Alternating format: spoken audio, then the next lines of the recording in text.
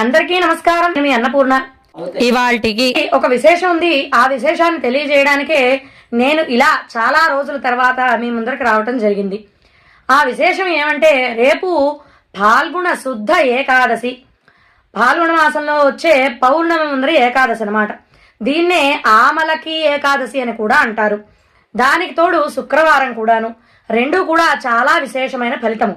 అలాగే ఈ ఆమలకి ఏకాదశి అనేది మహావిష్ణువుకి ఎంతో ఇష్టమైన రోజుగా, అసలు ఏకాదశి అంటేనే మహావిష్ణువుకి ప్రీతిపాత్రమైన రోజుగా చెప్పబడింది. దానికి తోడు ఈ ఫాల్గుణ మాసంలో వచ్చే ఏకాదశి అంటే శ్రీ మహావిష్ణువుకి ఇంకా ప్రీతిపాత్రమైనదిగా చాలా ఇతిహాసాల్లో చెప్పబడింది. కాబట్టి ఈ రోజున లక్ష్మీనారాయణులను పూజించడం, వైష్ణవ ఆలయ సందర్శనం చేయడం, లేదా విష్ణు నామాన్ని గాని, విష్ణువుకు సంబంధించిన స్తోత్రాలను గాని, అష్టోత్తరాలను గాని వేటిని పఠించినా విన్నా కూడా చాలా విశేషమైన ఫలితం ఉంటుంది.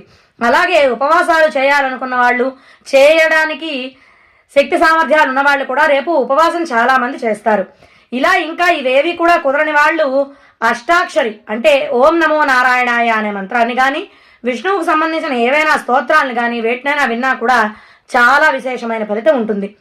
దానికి తోడు శుక్రవారం కూడా కాబట్టి లక్ష్మీదేవికి విశేషంగా అష్టోత్తర శతనామాలతో పూజ చేయడం కూడా చాలా విశేషమైన ఫలితం ఉంటుంది.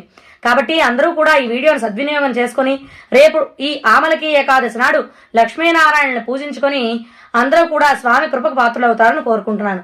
అలాగే నన్ను, నా ఛానల్ని లైక్ చేసి, షేర్ చేసి, సబ్స్క్రైబ్ చేసి సపోర్ట్ చేస్తారని కూడా కోరుకుంటున్నాను. ధన్యవాదాలు. నమస్కారం. నేను మీ అన్నపూర్ణ.